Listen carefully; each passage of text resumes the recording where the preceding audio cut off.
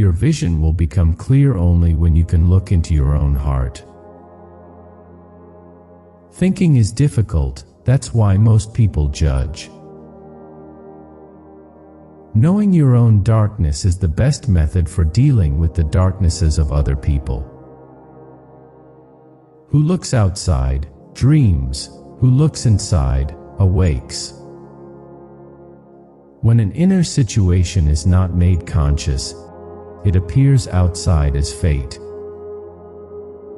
If one does not understand a person, one tends to regard him as a fool. Even a happy life cannot be without a measure of darkness, and the word happy would lose its meaning if it were not balanced by sadness. Life really does begin at 40. Up until then, you are just doing research. The first half of life is devoted to forming a healthy ego, the second half is going inward and letting go of it. The man who promises everything is sure to fulfill nothing, and everyone who promises too much is in danger of using evil means in order to carry out his promises, and is already on the road to perdition. People will do anything, no matter how absurd, to avoid facing their own souls. We don't really heal anything, we simply let it go. It all depends on how we look at things, and not how they are in themselves. The privilege of a lifetime is to become who you truly are. If a man knows more than others, he becomes lonely. Loneliness does not come from having no people around you, but from being unable to communicate the things that seem important to you. The best political, social, and spiritual work we can do is to withdraw the projection of our shadow onto others. How can I be substantial if I do not cast a shadow? I must have a dark side also if I am to be whole. I don't aspire to be a good man. I aspire to be a whole man. A man who has not passed through the inferno of his passions has never overcome them. The least of things with a meaning is worth more in life than the greatest of things without it. Don't hold on to someone who's leaving. Otherwise you won't meet the one who's coming. The shoe that fits one person pinches another. There is no recipe for living that suits all cases. Everything that irritates us about others can lead us to an understanding of ourselves. You are what you do, not what you say you'll do. We cannot change anything unless we accept it. To ask the right question is already half the solution of a problem. Where your fear is, there is your task. Knowledge rests not upon truth alone, but upon error also. The bigger the crowd, the more negligible the individual becomes. Resistance to the organized mass can be effected only by the man who is as well organized in his individuality as the mass itself. A particularly beautiful woman is a source of terror. As a rule, a beautiful woman is a terrible disappointment.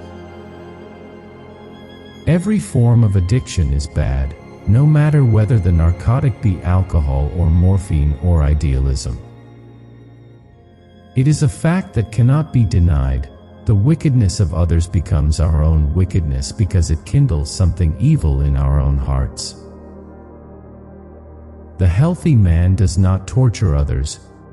Generally, it is the tortured who turn into torturers. In all chaos there is a cosmos, in all disorder a secret order. There is no coming to consciousness without pain. Often the hands will solve a mystery that the intellect has struggled with in vain. Understanding does not cure evil, but it is a definite help, inasmuch as one can cope with a comprehensible darkness. The pendulum of the mind alternates between sense and nonsense, not between right and wrong. Where wisdom reigns, there is no conflict between thinking and feeling. The meeting of two personalities is like the contact of two chemical substances. If there is any reaction, both are transformed. We deem those happy who from the experience of life have learned to bear its ills without being overcome by them. There is no such thing as a pure introvert or extrovert. Such a person would be in the lunatic asylum. The most intense conflicts, if overcome, leave behind a sense of security and calm that is not easily disturbed. It is just these intense conflicts and their conflagration which are needed to produce valuable and lasting results. The debt we owe to the play of imagination is incalculable.